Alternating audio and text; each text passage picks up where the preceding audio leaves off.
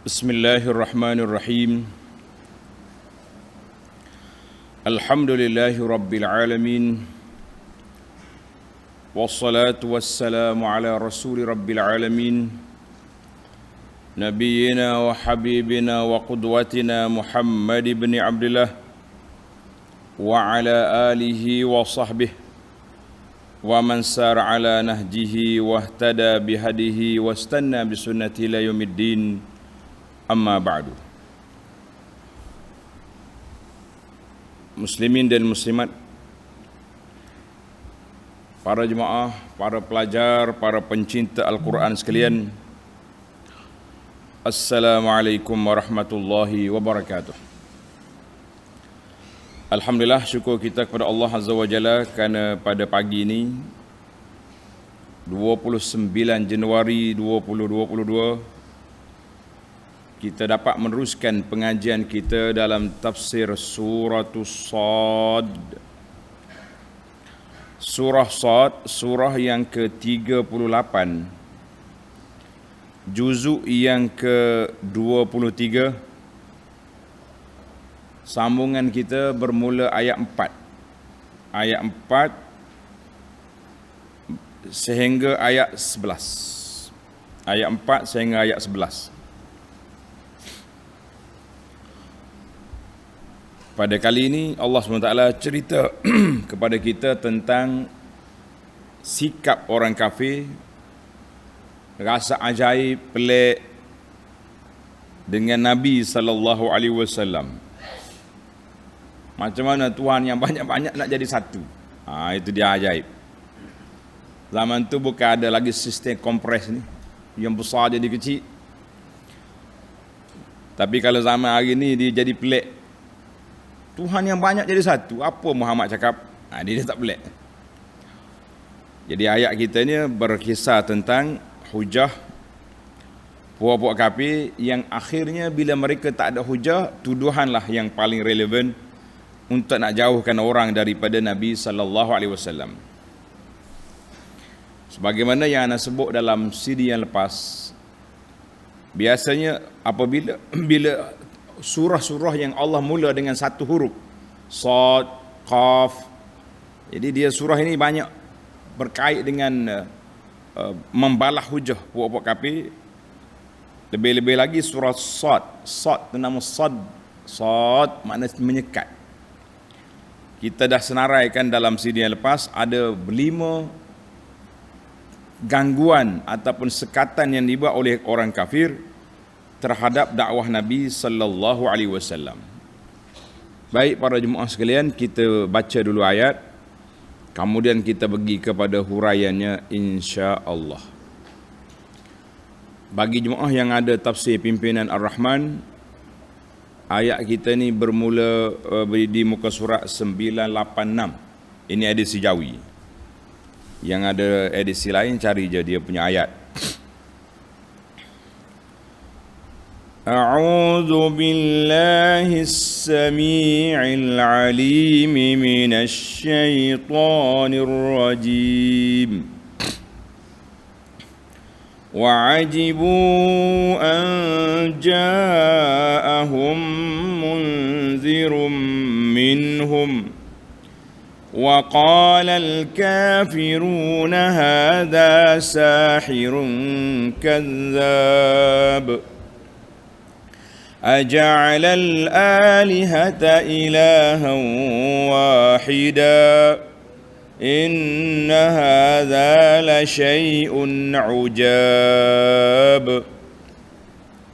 وانطلق الملأ منهم أن امشوا واصبروا على آلهتكم إن هذا لشيء يراد ما سمعنا بهذا في الملة الآخرة إن هذا إلا اختلاق أأنزل عليه الذكر من بيننا بل هم في شك من ذكري بل لما يذوقوا عذاب أم عندهم خزائن رحمة ربك العزيز الوهاب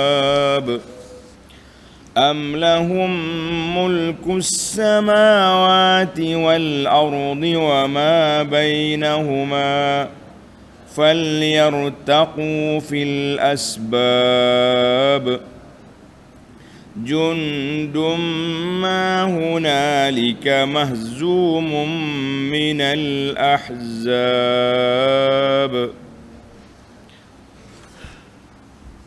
Balik kita kepada ayat yang pertama yang kita baca, iaitu ayat 4.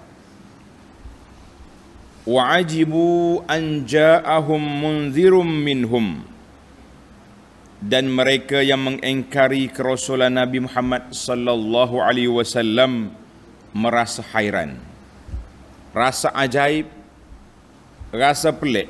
Jadi puak-puak kafir Quraisy ni dia rasa pelik lah, kan? Apa Muhammad cakap ni? Itu rasa pelik. Bahawa mereka didatangi oleh seorang rasul pemberi amaran. Wa qala al-kafirun hadza sahirun kazzab, dan mereka yang kafir itu berkata, ini orang ini adalah seorang ahli sihir lagi pendusta. Para pelajar sekalian, kita tengok munasabatul ayat, susunan ayat. Allah Subhanahu wa taala sebut dalam ayat yang lepas, orang kafir fi izzatin wa syiqaq, sombong, suka menentang kebenaran. Maka ayat ini, ayat yang kita baca ini, ucapan-ucapan buruk yang mereka nak nisbahkan, mereka sandarkan kepada Nabi sallallahu alaihi wasallam dengan tujuan apa? Dengan tujuannya orang lari. Dia kata tu dia tu cakap tu dia tu sahir, ahli sihir. Ahli sihir ni dia macam-macam boleh pengaruhi orang. Macam-macam boleh pengaruhi orang. Dan kazab, pembohong dia. Jadi dia letak dua sifat yang buruk. Mana kalau orang pergi tengok, mana ada kat mana ada pembohong, dia cakap tapi dia sahir. Maknanya dua sifat yang buruk yang mereka dah ciptakan untuk Nabi, ke atas Nabi sallallahu alaihi wasallam. Tujuan apa? Sebab dia apa ni? Dia memang takut sangat-sangat. Dia takut sangat kalau orang pergi dengar apa yang dicakap oleh Nabi sallallahu alaihi wasallam.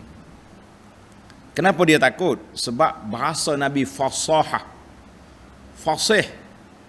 Ucapan Nabi, semua sastrawan Arab bila dengar, dia kata ini bukan syair, bukan sihir, bukan gila. Semua tuduhan yang dibuat oleh Quraisy tak relevan, tidak sesuai dan tidak patut diperbesarkan dan diterima oleh orang yang berakal. Jadi mereka cuba nak sekat orang supaya jangan pergi dekat dengan Nabi sallallahu alaihi wasallam. Kalau Nabi duduk dekat Kaabah baca Quran, mereka akan bersiul, tepuk tangan. Yang penting mengganggu supaya orang tak dengar. Ganggu. Maka bila dia ganggu, terganggulah kita punya perjalanan apa yang dibawa oleh Nabi sallallahu alaihi wasallam. Ayat yang kelima, Aja'alal alihata ilahan wahida. Patutkah ia menafikan Tuhan yang berbilang-bilang itu dengan ada Muhammad ni.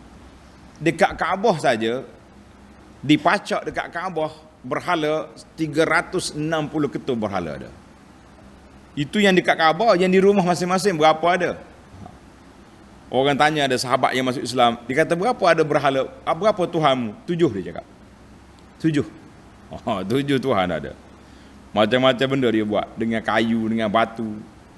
Kan? Ada sebahagian tu bila buah pokok tamar, buah tamar ni masak, dia ambil buah tamar, dia okey buat Tuhan, tak situ. Bila waktu tak ada makanan esok, mula-mula hidung Tuhan tercabut, telinga tercabut, akhir kala Tuhan pun hilang. Tiba-tiba nak jadi satu. Inna hadza la syai'un ujab. Sesungguhnya inilah satu perkara yang menakjubkan. Peliklah Muhammad ni apa cakap dia kata ni. Jadi para jemaah sekalian, Allah SWT cerita kepada kita Quraisy rasa pelik dengan Nabi sallallahu alaihi wasallam. Maka bila dia rasa pelik, dia sandarkan kepada Nabi tiga perkara pembohongan yang dikatakan,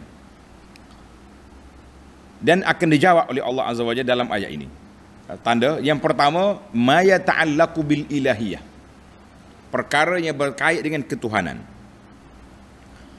Yang kedua, ma yata'allaqu bin nubuwat, perkara yang berkait dengan kenabian. Yang ketiga, ma yata'allaqu bil ma'ad, perkara yang berkait dengan janji akan dibangkit semula.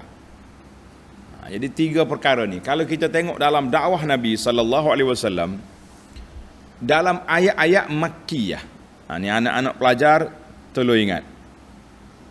Dalam surah kita baca, bila kita baca mana-mana surah dia tulis makkiyah, madaniyah. Surah diturun di Mekah, diturun di Madinah.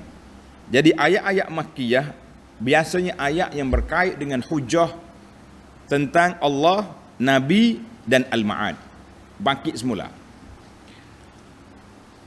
Ada kafir dia kata ada Allah, ada Tuhan, tapi cara dia lah kepahaman itu. Tetapi mereka tak percaya kepada bangkit semula.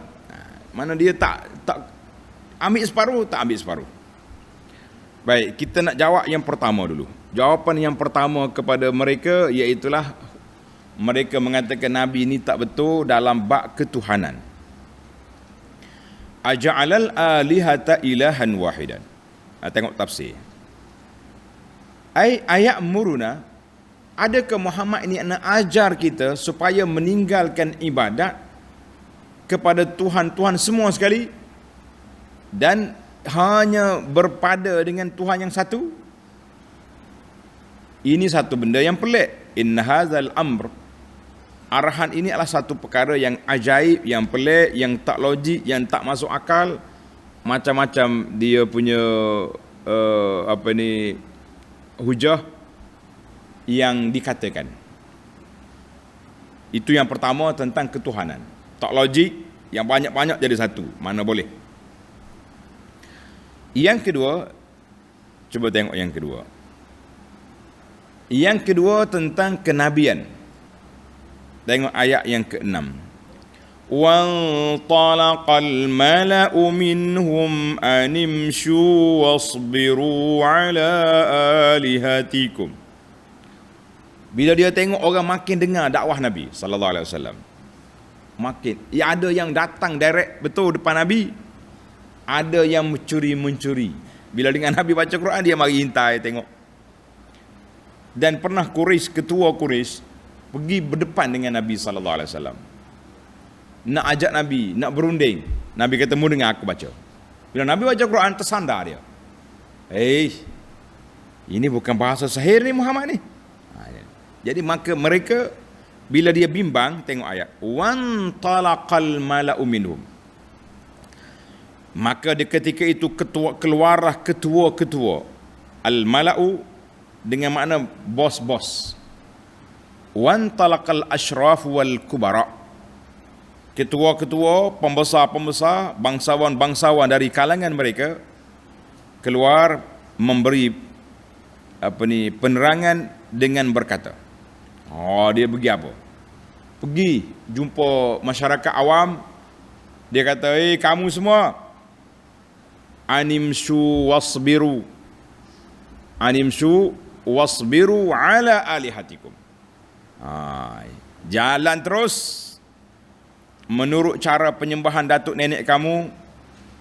Wasbiru, dan tetaplah, tekunlah, sabarlah menyembah Tuhan-Tuhan kamu. Jangan peduli, jangan hirau dengan Muhammad, dia tu kacau. Jadi dia pergi, orang panggil nak bagi semangat kepada pengikut-pengikut. Jangan. Sebab apa? Dia bimbang dah. Dia tahu sudah ramai di kalangan kawan-kawan dia masuk Islam. Lebih-lebih lagi setelah dia tengok pembesar-pembesar Quraisy Panglima dia dah berpaling. Umar masuk Islam. Pak saudara Nabi Hamzah masuk Islam. Hamzah ni di antara orang yang orang Kelantan kata gedebe. Gedebe ni makna orang hero lah zaman tu. Dia dengan Umar tu boleh lawan. Jadi Hamzah ni satu hari takdir Allah SWT, sentimen anak saudara tu ada. Orang kata Hamzah, Muhammad telah dipukul oleh puak Quraisy. Hamzah pergi dia bela. Dia kata mempukul anak saudara aku. Tengok. Maknanya bermula di situ. Kemudian hidayah masuk, Hamzah masuk Islam. Jadi puak Quraisy mula rasa goyah, mula rasa bergoyang dia punya kedudukan, turun padang kata orang. Ketua-ketua turun padang, mari jumpa dengan pengikut-pengikut, isbiru imshu wasbiru ala alihatikum. Jalan terus menurut cara penyembahan datuk nenek kamu dan tetap tekunlah sabar menyembah Tuhan kamu, jangan lari. Inna hadza la syai'un yurad. Sebenarnya sikap ini adalah satu perkara yang sangat-sangat dikendaki. Nak apa? Dia tuduh Nabi SAW. Dia kata innama yad'una ilaihi Muhammad. Sebenarnya Muhammad itu dia nak apa? La syai'un, suatu benda yang dia nak ar-riasah wal isti'la. Muhammad ni nak jadi ketua, nak jadi bos, nak jadi orang besar. Sebab tu dia pergi cari, dia create satu ajaran, nak suruh kita ikut dia. Fanakunu lahu atba'an. Bila kita ikut dia, kita terpaksa kena akur. Kita terpaksa kena ikut apa yang dia ajar, apa yang dia bawa. Sedangkan ajaran dia itu pelik. Ajaran dia itu ajaib. Ajaran dia itu tak pernah dibuat oleh datuk nenek kita. Dia kata. Maknanya tuduhan kepada Nabi SAW selain daripada bawa ajaran yang pelik, mereka juga tuduh Nabi gila kuasa. Nabi nak kuasa. Sebab tu dia mari berunding. Kalau kamu nak kuasa, kami tabalkan kamu. Nak harta, kami bagi harta. Nak isteri muda, kami bagi. Nabi kata, kamu cakap pandai, mu dengar aku cakap pula. Bila Nabi baca Quran, tersandar dia. Dia kata Muhammad, ini bukan bahasa sihir, ini bukan bahasa syair. Tengok apa hujah Quraisy. Hujah Quraisy kata apa? Ayat 7. Ma sami'na bihadza fil millatil akhirah. In hadza illa ikhtilaq. Ma sami'na, kami tidak pernah mendengar tentang soal mengesahkan Tuhan. Tak pernah ada belum ni.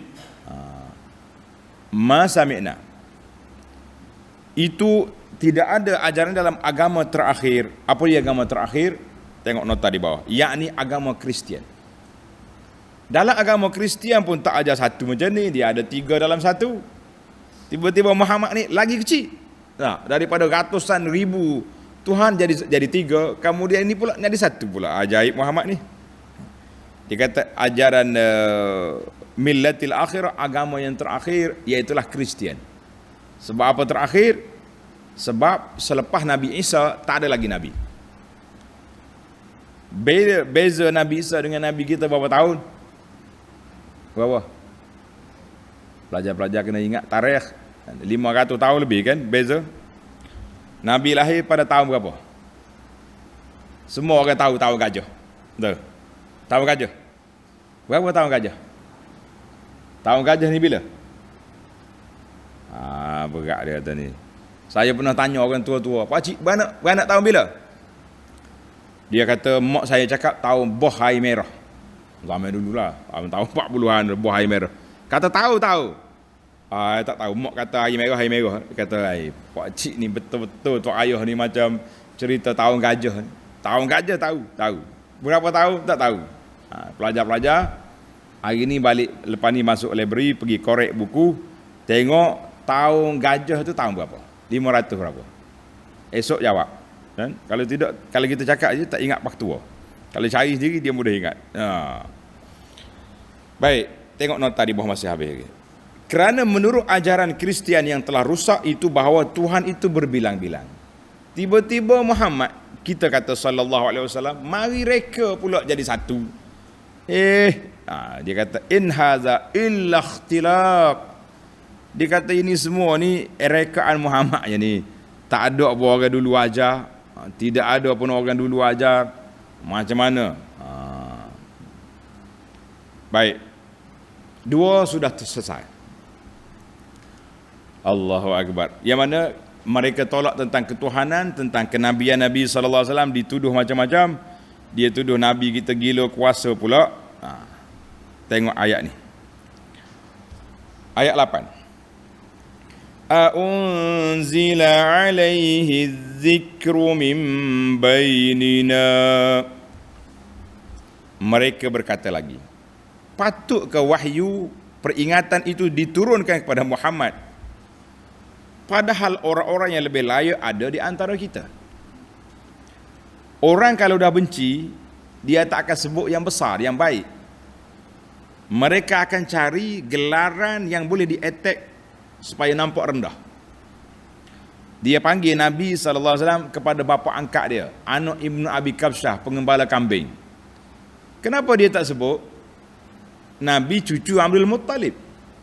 Abdul Muttalib pembesar Mekah, anak saudara kepada Abu Talib. Abu Talib salah seorang daripada anggota kabinet Quraisy. Dia gini sebuah Nabi kepada siapa? Kepada Ibnu Abi Kabsyah. Dia kata anak pengembala kambing itu. Ini dia punya mainan isu. Nak lari daripada tajuk asal. Patutnya sebutlah ni. Suami kepada Khadijah. Siapa dia Khadijah? Terkenal di kalangan orang wanita bangsawan Mekah yang begitu hebat. Di kalangan wanita. Tak mau sebut nama-nama yang orang panggil lekeh, yang tidak dikenal, yang apa ni, nampak rendah. Tengok dia kata apa? Unzila alaihi dzikru min bainina. Dia terima Quran. Pembesar Al-Wali ada, orang ni ada, Abu Lahab ada, bapa Abu Jahal ada. Kenapa tak turun Quran kepada mereka ni? Itu hujah. Padahal orang lain lebih layak daripada dia. Kenapa dia? Dia main kenapa dia, penatlah kita. Bal hum fi syakkim min zikri. Mereka bukan saja engkarkan kelayakan Nabi Muhammad sallallahu alaihi wasallam menerima wahyu, bahkan mereka berada dalam keraguan tentang peringatan yang aku wahyukan kepada Nabi Muhammad sallallahu alaihi wasallam.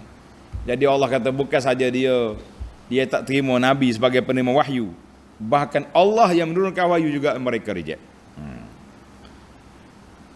Bal lamma yazuqu azab, bahkan mereka belum lagi merasai azab.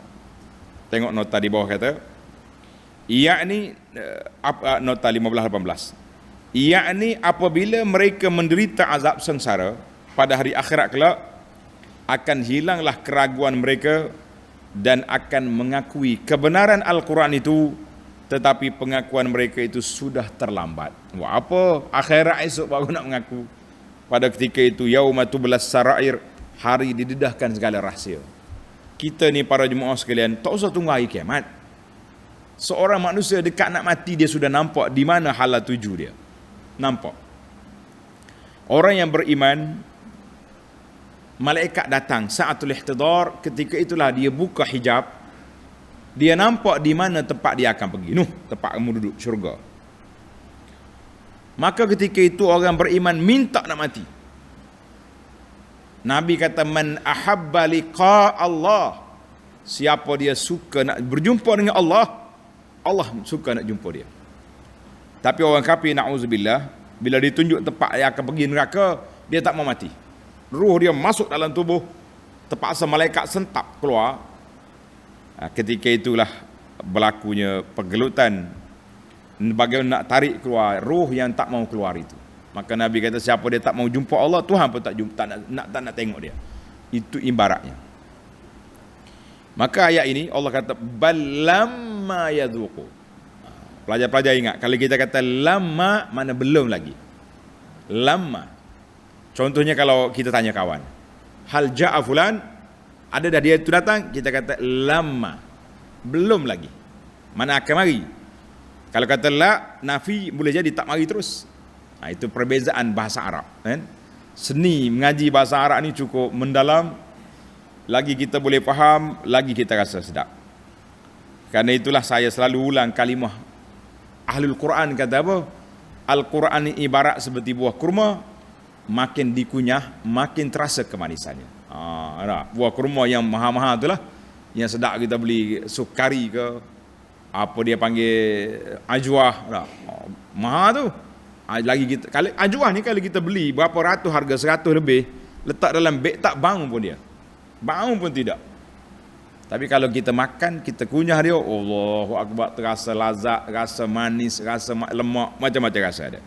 Quran ni kalau kita beli simpan dalam almari je, gitulah jadi. Tunggu ada orang mati nanti nak baca. Tak. Kita yang hidup ni kena baca, kena menghayati, kerana itulah kelazatannya duduk di mana? Duduk di kepahaman. Allah kata apa tadi? Balhum fi syakkin min zikri bal lamma yadhuqu azab. Mereka belum merasai azab. Kalau rasa, ketika itu dia akan tahu. Allahu Akbar. Tapi apa boleh buat? Apa boleh buat? Bila dah rasa, hilanglah dia punya. Bila dah mati, hilanglah waktu, sudah habis waktu untuk bertadabbur Al-Quran, untuk memahami Al-Quran. Baik, kita pergi kepada ilmu tafsir. Unzila alaihi zikru min baina qalu istib'adan wa istikbaran. Mereka kata dengan sombong dan angkuh. Quran ini turun pada Muhammad. Bal hum fi syakkin min zikri. Bahkan puak kafir itu syak dan ragu tentang wahyu daripada Allah, dan Allah sendiri itu diragui. Maka bal lamma yadhuqu azab, ay bal lam yanzil. Belum lagi mereka rasa azab. Bila mereka rasa?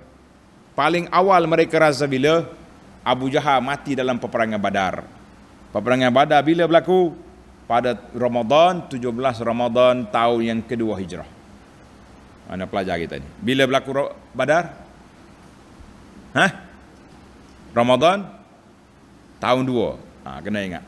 Badar berlaku pada bulan Ramadan, 17 Ramadan tahun yang kedua. Itu dia panggil peperangan Badar. Baik, kita pergi kepada ayat yang seterusnya. Am indahum khazainu rahmati rabbikal azizil wahhab.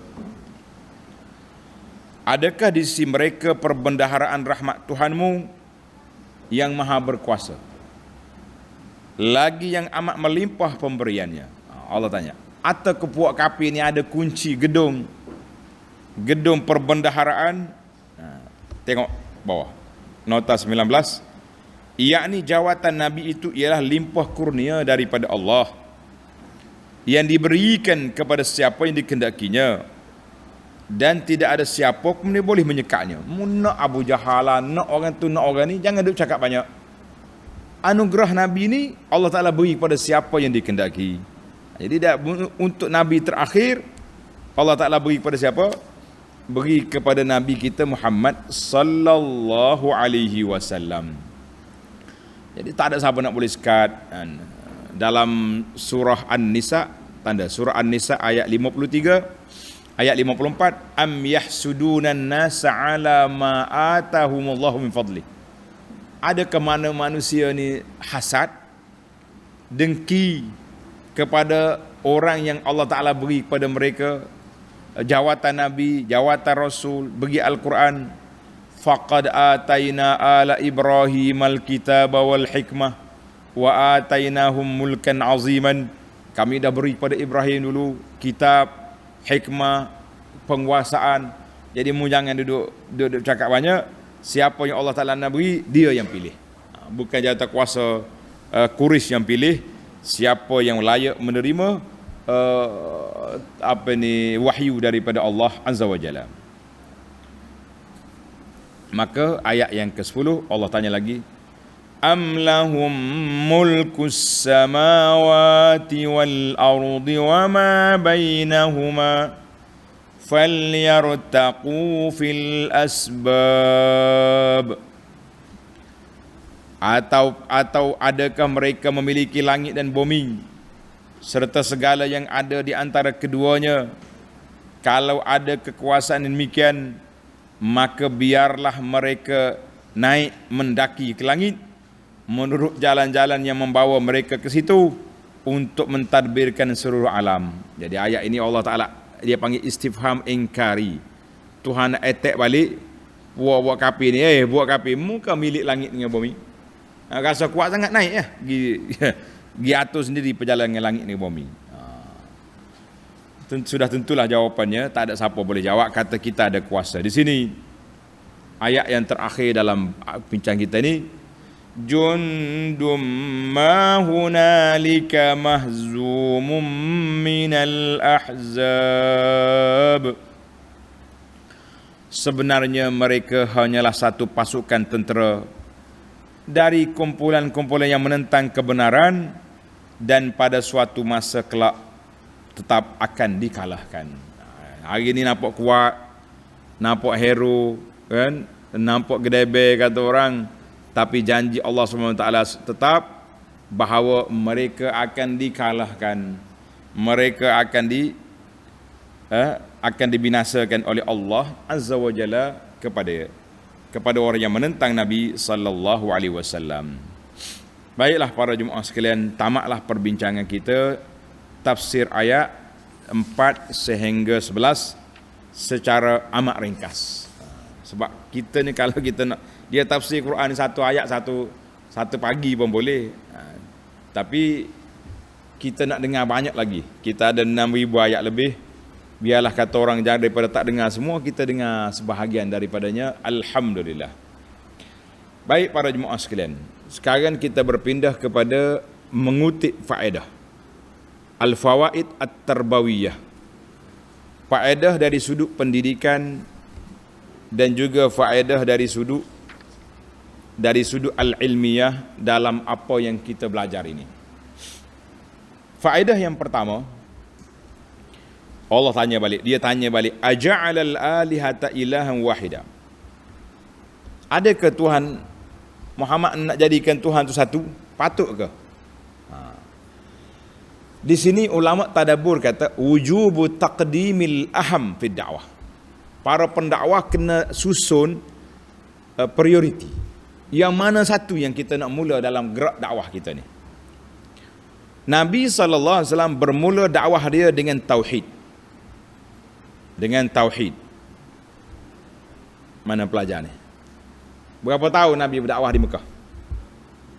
13 tahun. Berapa tahun sebelum Nabi hijrah baru mari perintah solat? Perintah solat dalam Isra' Mi'raj. Maknanya 10 tahun awal semuanya tauhid kepada Allah Azza wa Jalla.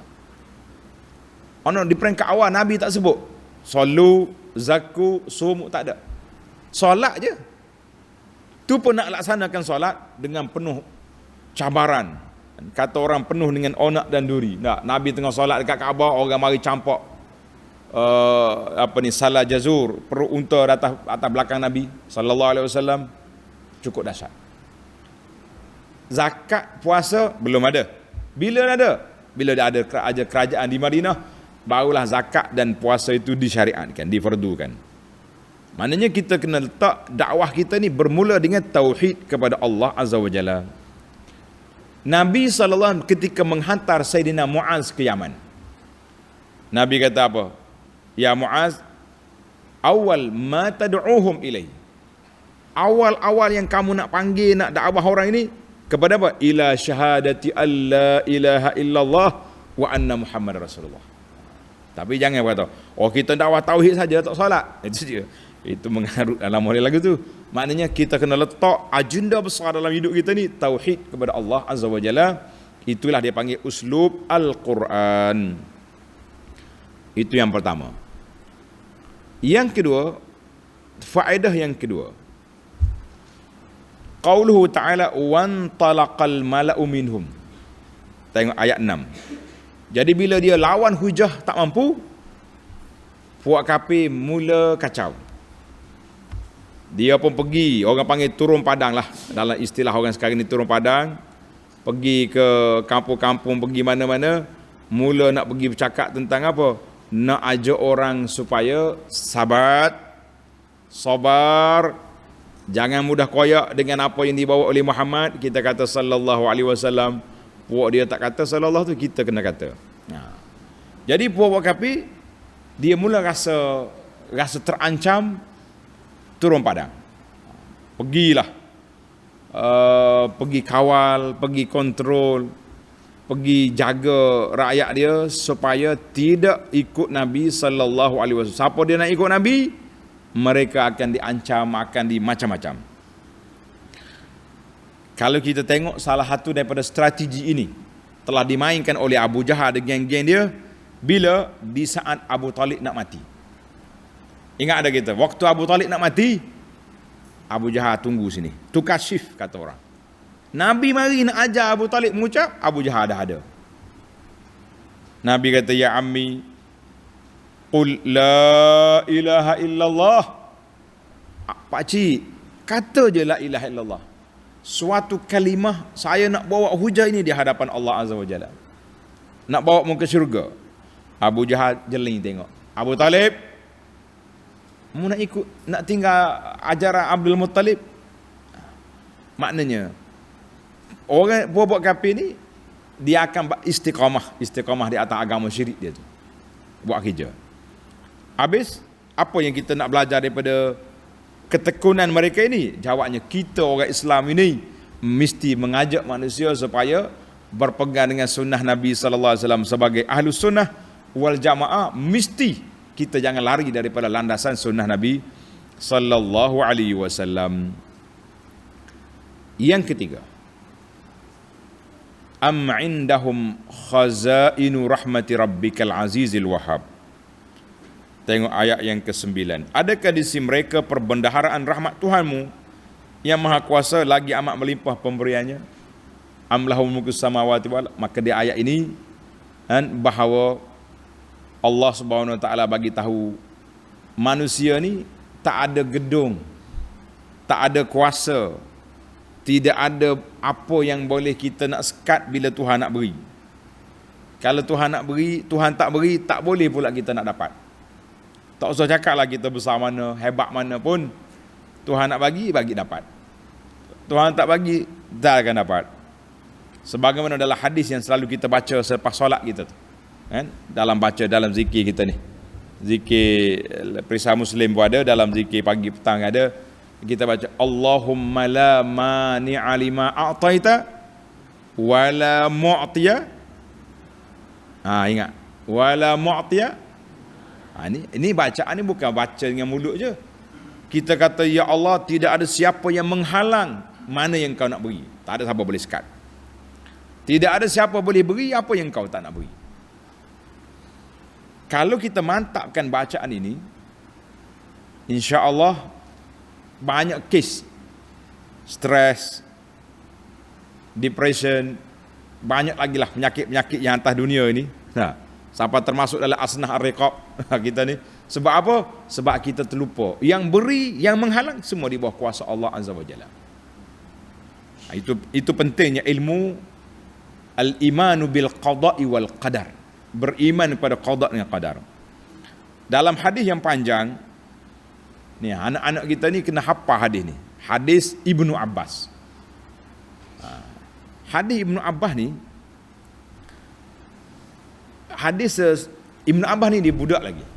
Nabi letak atas kenderaan dia, atas kenderaan dia, membonceng kata orang. Orang Kelantan kata gendo. Dia kata, ya gulam, hei anak, aku nak ajar kepada kamu beberapa kalimah. Panjanglah, ihfazillah yahfaz, sampai kepada ayat wa'lam, mengetahuilah Ibnu Abbas, annal ummata law ijtama'u ala an yanfa'uka bi syai'in. Kalau semua manusia ni berkumpul nak bagi manfaat pada kamu, mereka tak dapat bagi kecuali dengan izin Allah. Kalau semua mereka berkumpul nak beri mudarat, mereka tak dapat beri mudarat kecuali apa yang telah ditetapkan oleh Allah Azza wa Jalla. Itu hadis Ibnu Abbas ni hadis yang sangat mantap. Jadi kita guru-guru kena bawa hadis ini kepada pelajar-pelajar kita supaya dia panggil tasbitul aqidah, pasak akidah. Baru ni ada orang buat seminar seminar tentang bagaimana nak mantapkan akidah. Saya kata nak mantap akidah ni kena pasak dulu dalam hati manusia ni tentang Allah Azza wa Jalla dan juga tentang sifat Allah. Yang kita belajar kan sifat Allah Ta'ala ni. Wujud, qidam, baqa, Allah Ta'ala mendengar. Kata Syekh Fudail bin Iyad, kami waktu kecil dulu, datuk kami ajar 3 perkara. Allah mendengar, Allah melihat, Allah mengetahui. Kalau 3 duduk dalam hati kita, banyak agensi-agensi kawalan ini sudah tidak ada. Tak payah ada pencegah rasuah, tak payah ada pencegah maksiat, pencegahnya duduk dalam hati. Allah melihat, tak boleh buat ni. Nak bercakap tentang benda-benda tak baik, Allah mendengar, tak boleh cakap. Nak buat, Allah Ta'ala mengetahui. Jadi masalah kita sekarang ni, penghayatan tu tak masuk dalam hati. Kita hanya sebut dengan mulut kita, maka ketika itu dia tak akan mari, kekuatan tu tidak ada. Baik, kita pergi kepada yang keempat. Yang keempat, wa'ajibu an ja'ahum munzirum minhum. Mereka rasa pelik yang mari bawa ayatnya Muhammad. Kita kata sallallahu alaihi wasallam. Muhammad ni budak, anak yatim piatu, dibela oleh pengembala kambing, macam-macam dia kata. Maka ayat ini ulama tadabbur kata menunjukkan ifratul qaumi fil jahalah. Sangat-sangat jahil, sebab tu nama dia jahiliyah, puak Quraisy. Dan mereka sangat sesat sebab apa? Walaupun sudah jelas apa yang dibawa oleh Nabi sallallahu alaihi wasallam, tapi mereka menggunakan pendekatan buat tuduhan, sihir, pembohong, apa lagi yang dia kata, syair. Kalau bercakap sedap, ya ahli penyair tu. Bila orang terpengaruh, dia kata ahli sihir. Bila orang dengar, itu pembohong. Semua benda yang Nabi buat dituduh belaka. Dan yang pelik lagi, kenapa mereka jahil? Sebab mereka tahu Tuhan yang mereka sembah itu batu, kayu yang langsung tidak ada kekuasaan, tapi kenapa boleh dijadikan Tuhan? Kita hari ini pun kalau kita tahu benda tak ada kuasa, tiba-tiba kita pergi letak kuasa, itu di antara benda yang pelik, benda yang ajaib. Kita ni kadang-kadang macam kita sekarang ni. Kita percaya kepada ahli-ahli nujum, bomoh-bomoh. Jangan sedak kita ni. Yang banyak teropong dulu. Yang mula-mula keluar viral dia waktu hilang MS370. Sampai hari ni duk teropong lagi tu. Ada pula pengikut dia tu. Hanya pelik apa manusia ni. Jadi mana dia tu tak pelik dah, orang pengikut tu pelik. Saya tengok dalam berita waktu Nabi Melayu dibawa ke mahkamah. Apa nama Melayu tu? Biarlah, sebut nama dia pun tak ada faedah juga. Dia tak apalah dia, kita kata dia pelik tu. Pengikut dia ni pula sengih-sengih berpaling ke arah TV, ke arah wartawan. Nabi aku dah jamin aku syurga lah. Nabi kau apa jamin? Kita kata dia ni nasib baik aku tak ada situ. Kalau tidak kita melepuk atas dahi dia dengan batang kamera ni. Boleh dia ta'assub kepada apa ni, Tok Syekh dia tu sampai begitu sekali. Allahul musta'an. Kita kata ini di antara pelik. Maka kita kena senar dalam ayat ini, musuh-musuh kepada Rasul, mereka bukan attack dia saja. Bukan kata attack Nabi saja, tapi sebenarnya mereka bawa attack kepada risalah Nabi. Sebab dia kata kalau Nabi mati, ada pengikut. Macam kita hari ni, bila kita tengok ajaran sesat, kita ambil tindakan kepada ketua dia saja. Pengikut-pengikut dia tidak ada. Saya baru diberi taklimat oleh pejabat agama tentang satu proses dia panggil istitabah. Istitabah ni orang ajaran sesat, bila ditangkap, kita suruh dia taubat. Berapa banyak kes-kes taubat tu? Dia yang pergi, pengikut tidak dibawa. Patut diangkut semua dengan lori masuk dalam camp latihan untuk dipulih balik akidah. Dia seorang mengaku depan TV, kamera, saya menyesal, saya taubat. 5 bulan lepas tu muncul balik dia punya ajaran dengan nama baru pula. Maka buat kafir. Sebab itu dia tak attack Nabi saja, tapi dia lebih kepada attack kepada ajaran yang dibawa oleh Nabi. Dia kata ajaran ini menyalahi itu nenek. Kalau setakat Nabi saja, kalau Nabi mati habislah. Cerdik dia punya strategi. Maka yang terakhir dia kata apa kepada Nabi sallallahu alaihi wasallam? Haza sahirun kazzab. Maka hujah yang digunakan oleh puak-puak kafir ini iaitulah maki hamun, sumpah seranah, tuduhan-tuduhan jahat. Maka itulah yang dipanggil orang yang tidak ada hujah, hujah dia maki, tuduhan dan berbagai lagi. Kalau kita ada hujah, lawan je hujah, baru nampak intelek. Tapi oleh kerana tak ada hujah, maka hujah dia nya apa? Tuduhan. Sekarang ni pun kita tengok banyak juga kes-kes yang berlaku di sahatul alam hari ni, iaitulah bila hujah tidak ada, yang adanya tuduhan-tuduhan yang dilemparkan ke atas orang-orang yang tidak sepahaman dengan kita.